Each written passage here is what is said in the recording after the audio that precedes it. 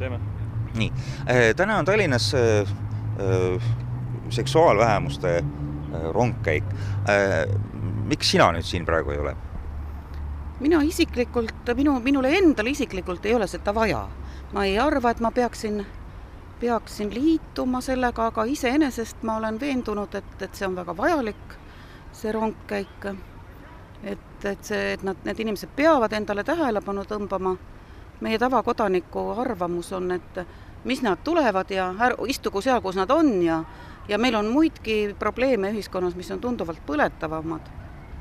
Aga nagu me teame, siis ütleme, homoseksuaalid on ka üks riskigruppe meie ühiskonnas, nende suitsidaalsuse protsent on väga suur ja nii, nüüd kukkusingi.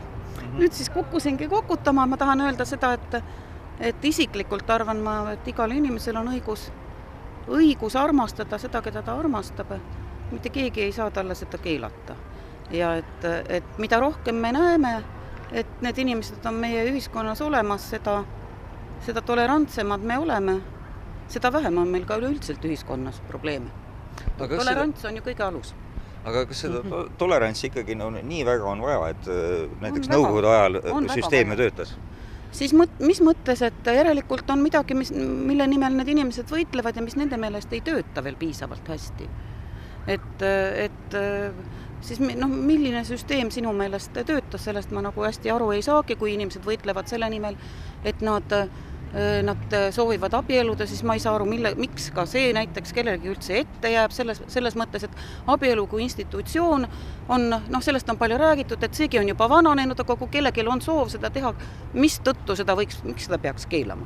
Miks need inimesed ei või abielluda? Me ju ammu enam ei arva, et see on Jumala silmis ühte liidetud, oled sa seejärel. Nii et kõik sellised õigused, mille nimel need inimesed võitlevad, on minu meelest väga mõistetavad ja loogilised. Et kui meil on kõigil oma inimväärikus ja me igaüks soovime, et seda austataks. Aga proovime nüüd nagu kunsti pealt nagu rääkida, et kui palju nagu selline omasoo iharus kunstis on nagu mingeid uusi asju toonud? No ma arvan, et erootika on üldse kunstis väga, ongi erootika ja armastus on ju kunsti probleemid, millega kunst tegelebki.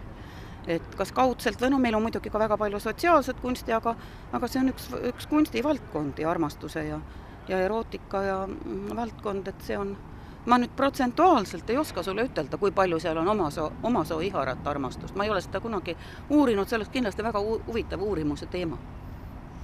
Aga nüüd praegu ikkagi, kas see, mis seal nüüd Sõpruse kinos toimub, kas see on siis kõlvatus, kunst või midagi kolmandat? See on aktsioon, see on ühiskondlik aktsioon, mis tahab tähelepanu tõmmata sellele, et on veel teatud probleemid, mis meie ühiskonnas on lahendamata. Nad ei võistle kellegagi, nad ei võta kelleltki midagi ära, et see on nende isiklik probleem ja nad tahavad sellega tegeleda ja sellele tähelepanu tõmmata, neil inimestel on õigus selleks.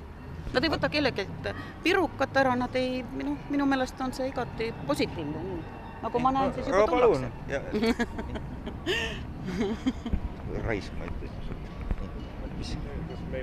Ma hüppasin ära juba. Lähme. Kas ma rääkisin normaalselt? Räägi edasi, võta peale ja räägi nüüd sellest, mida sa näed. Jaa, ma pean sellest ka rääkima pikalt.